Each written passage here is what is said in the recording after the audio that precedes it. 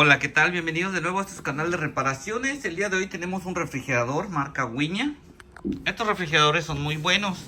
Este refri ya no está enfriando como debe.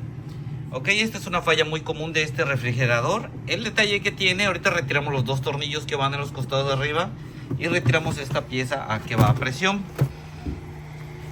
Como podemos ver, la escarcha que tenemos es solo el principio.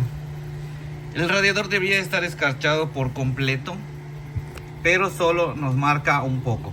Si ustedes desarman esto y ven que solo tiene un poco, ya sea menos que esto o un poquito más, eso nos indica que le falta gas, que tiene una fuga. Hay que identificar la fuga, que normalmente es en una tubería de atrás, y soldarla y hacerle la carga de gas.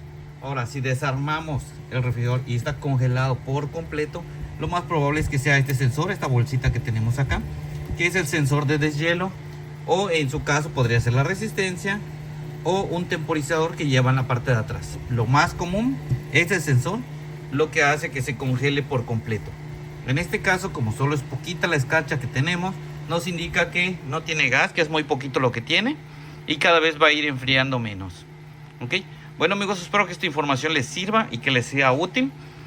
No olviden, este es un refrigerador marca Wiña. Es lo mismo que el marca Daewoo. Lógicamente ya la marca Daewoo ya no está trabajando, pero se reemplazó por esta marca, que viene siendo lo mismo. Bueno, amigos, espero que esta información les sirva y les sea útil. No olviden suscribirse a este canal y si les sirvió el video, denle like. Gracias a todos, saludos.